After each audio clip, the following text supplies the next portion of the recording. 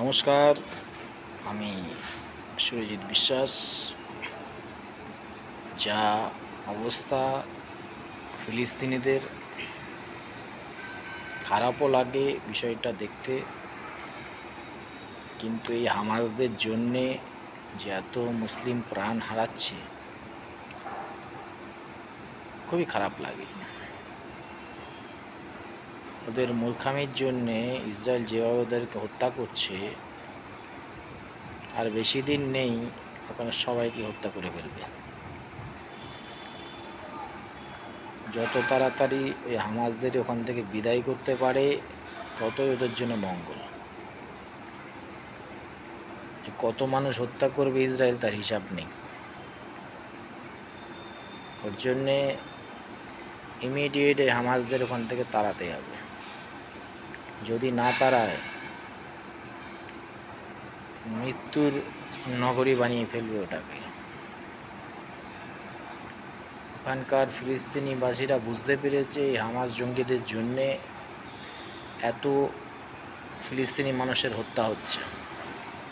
Hamas জঙ্গিদেরকে immediate ওইখান থেকে ওদের তাড়াতে হবে।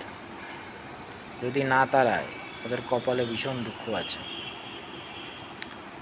ইসরায়েলি মানুষদের যদি ওরা রেহাই না করে, কী অবস্থা যে ওদের করবে ইসরায়েল, ওরা বুঝে উঠতে পারছে না। ইরান কেন, কোনো বাবেরও ক্ষমতা নেই ইসরায়েলের হাত থেকে ওদেরকে রক্ষা করবে। মেরে মেরে ওদের ছাতুছানা করে ফেলে দেবে একদম ইসরায়েল। ইসরায়েল হচ্ছে এমন একটা দেশ, তারা কারোর সাথে কম্প্রোমাইজ করার মুডে নেই।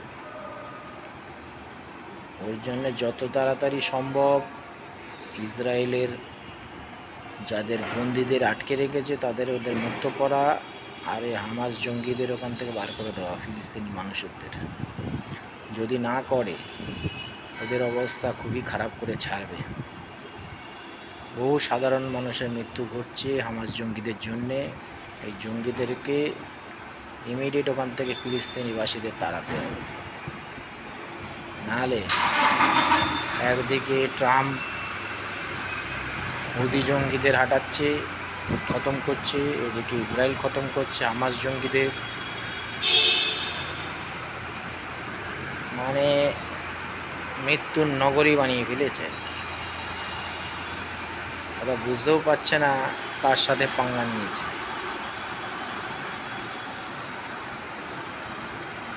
এমন হত্যা করছে, উপরে মানুষ উঠছে, এক এক বোমে মানুষ উপরে চলে যাচ্ছে, আবার উপর থেকে পড়ছে। বুঝতে পারছেন তো কী অবস্থা করছে। ওর জন্যে যত তাড়াতাড়ি সম্ভব ফিলিস্তিনি জঙ্গিদের ওখান থেকে বার করে দেওয়া, ফিলিস্তিনি মানুষদের। হামাস জঙ্গিদের না বার করলে ওদের মৃত্যু অবধারিত আছে লেখা। এই হচ্ছে বিষয়। মানুষ বুঝতে চাইছে না, ওখানকার ফিলিস্তিনবাসী বুঝতে পেরেছে হামাস জঙ্গিদের জন্যই আমাদের মৃত্যু হচ্ছে। যেখানে ইসলামিক জঙ্গি আছে সেই দেশকে শেষ করে দেবে। এর আগে ইরাক ধ্বংস হয়েছে, সিরিয়া ধ্বংস হয়েছে, লিবিয়া ধ্বংস হয়েছে। যেখানে ইসলামিক জঙ্গি যাবে সেখানেই শেষ। ফিলিস্তিন হচ্ছে, এরপরে বাংলাদেশ হবে, পাকিস্তান হবে, পরপর সিরিয়ালি হবে, এরপর তুর্কিও হবে। জঙ্গিদের যারা ঘাঁটি গাড়বে তাদের মৃত্যু অবধারিত, একদম কেউ ওদেরকে রক্ষা করতে পারবে না। ওর জন্য যত তাড়াতাড়ি সম্ভব এই ইসলামিক জঙ্গিদেরকে খতম করুক সেই দেশের লোকেরা। যদি না করে তাদের মৃত্যু হবে একেবারে অবধারিত, কোনো কেউ রক্ষা করতে পারবে না। যেভাবে আমেরিকা, ইসরায়েল যেভাবে ওদের উপরে খচে আছে, তাদেরকে মোটামুটি ছাড়বে না। যা শুরু করেছে পৃথিবী জুড়ে ইসলামিক জঙ্গিরা, এদের খতম না করে কেউ আর নিঃশ্বাস নেওয়ার পক্ষে নেই। যেখানেই দেখছে ইসলামী জঙ্গিদের খতম করছে। তো যত তাড়াতাড়ি সম্ভব সাধারণ মুসলমানরা যদি বুঝতে পারে তাদের জন্য মঙ্গল, নাহলে ওদের মৃত্যু অবধারিত লেখা আছে। জানেন ইরাকের অবস্থা কি করেছিল সাদ্দাম হোসেনকে, সিরিয়ার অবস্থা কি করেছে, লিবিয়ার অবস্থা কি করেছে। যেখানে ইসলামের জঙ্গি আছে সেখানেই সমস্যা।